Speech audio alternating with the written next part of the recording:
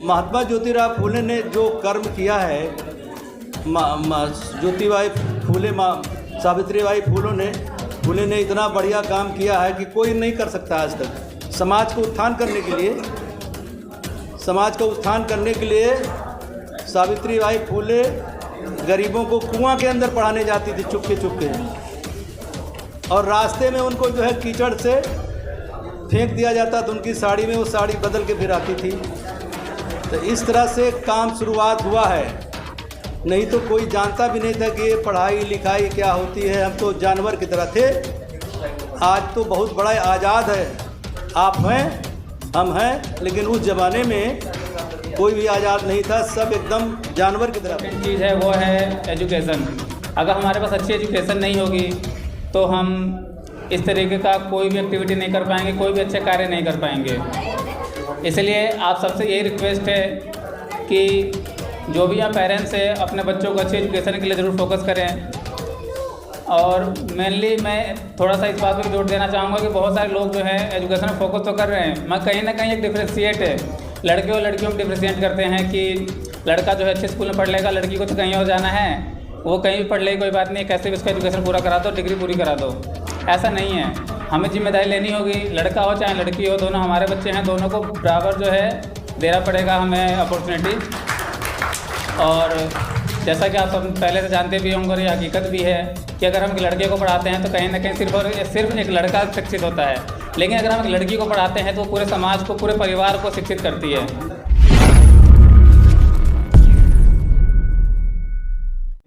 अगर हम टाइम दे सकते हैं टाइम देना चाहिए। अगर हम कुछ फाइनेंशियली हेल्प कर सकते हैं तो फाइनेंशियली हेल्प करना चाहिए। मैं भी कोशिश करता हूँ जितना मुझसे हो पाए करूँ और कुछ लोगों तक भी इस संदेश को पहुँचा सकूँ। और कहीं ना कहीं हम सबकी जिम्मेदारी है। और इस तरीके का प्रोग्राम ऑर्गेनाइज करने का जो हमारा उद्देश्य यही है कि हम सब मिल के इस समाज को जागरूक करें, सभी को अच्छे संदेश पहुंचा पाएँ और ये समझा पाएँ कि हमें किस तरीके का जीवन व्यतीत करना चाहिए, हमारे जीवन में क्या होना चाहिए, क्या चीज़ें सही हैं और क्या चीज़ें गलत, हम जिस राह पे चल रहे हैं क्या वो राह सही है या नहीं है। और इन सब चीज़ों के लिए सबसे इम्पोर्टेंट चीज़ है जो मेरा मानना है, मैं अपनी तरफ से जो हमेशा सबसे बताता रहता हूँ और जो मैं एक्सेप्ट करता हूँ खुद भी, जो मैंने खुद पे इम्प्लीमेंट भी किया हुआ है, कहीं ना कहीं जो सबसे ज़्यादा इम्पोर्टेंट चीज़ है वो है एजुकेशन। अगर हमारे पास अच्छी एजुकेशन नहीं होगी तो हम इस तरीके का कोई भी एक्टिविटी नहीं कर पाएंगे, कोई भी अच्छे कार्य नहीं कर पाएंगे। इसलिए आप सबसे यही रिक्वेस्ट है कि जो भी यहाँ पेरेंट्स हैं अपने बच्चों को अच्छी एजुकेशन के लिए ज़रूर फोकस करें।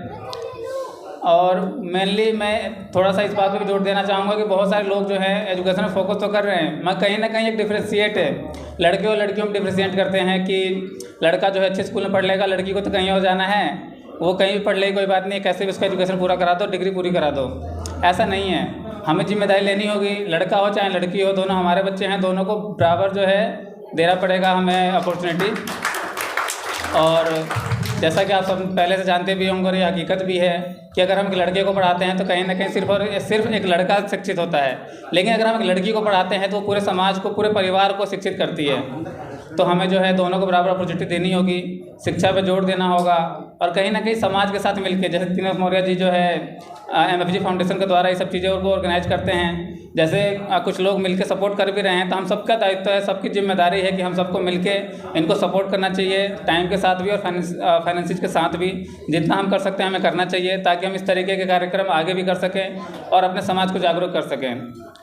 थोड़ा सा टाइम की कमी है मेरे पास और इस वजह से मैं यहाँ टाइम ज़्यादा दे नहीं पाऊँगा और सभी लोगों को मौका भी मिले, मुझे निकलना था और अभी टाइमली मुझे समझने के लिए इसको धन्यवाद। नमो बुद्धाय, नमो बुद्धाय। आपको जानकर खुशी हुई होगी कि हम लोगों ने इसकी स्थापना किया था समाज की। अब तो बूढ़े हो गए हैं, SD वगैरह हैं, हम लोग जो है 10-20 आदमी ने इसकी स्थापना किया था समाज की। तो उस समय जो है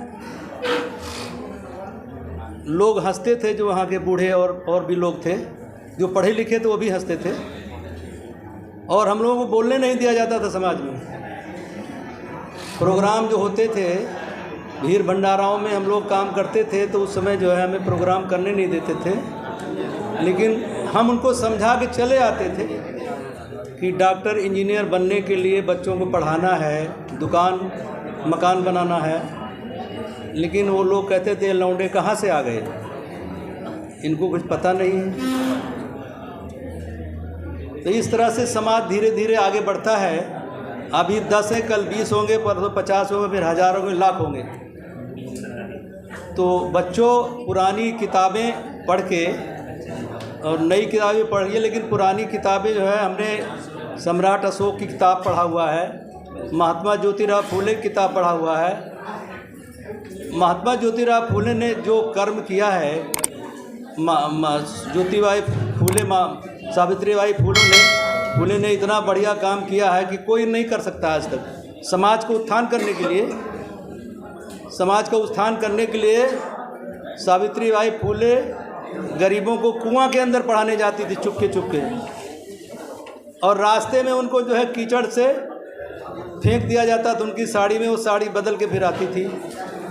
तो इस तरह से काम शुरुआत हुआ है, नहीं तो कोई जानता भी नहीं था कि ये पढ़ाई लिखाई क्या होती है। हम तो जानवर की तरह थे। आज तो बहुत बड़ा आज़ाद है, आप हैं, हम हैं, लेकिन उस ज़माने में कोई भी आज़ाद नहीं था, सब एकदम जानवर की तरह थे। तो बहुत ही खुशी की बात है कि आज हम लोगों ने बाल विवाह बंद कर दिया है, बच्चों को पढ़ा लिखा दिया है और इंसान बन गए हैं जानवर से। तो और ऊपर बढ़ने के लिए अपनी संस्कृति, अपना इतिहास पढ़कर, जानकर और आगे बढ़ने की कोशिश करें। मैं 2 लाइन बुद्ध भगवान के बारे में भोजपुरी गाना गाऊंगा, आप लोग जो है ताली बजाते रहिएगा।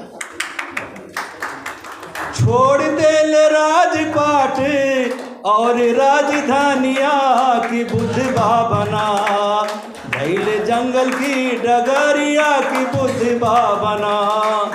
छोड़ दे ले राजपाट और राजधानिया की बुद्ध भावना, धैले जंगल की डगरिया की बुद्ध भावना। राजकुमार राजसी कपड़ा उतर ले, मुड़वा मुड़ाई सन्यासी बन गईले, मुड़वा मुड़ाई सन्यासी बन गईले। धाई ले ले अपनी डगरिया की बुद्धि बाबना, धैले जंगल की डगरिया की बुद्धि बाबना। ज्ञानवा खोजन लागे बाबा की जंगल की मझरिया, ज्ञानवा सोचाने लागे अपनी मनरिया। चरण पैके चरण पकड़ के मोरिया बोलई, दई दया आशीर्वादवा की बुद्धि भावना, दैले जंगल की डगरिया की बुद्धि भावना। जय बुद्ध भगवान की जय। सबको नमस्कार।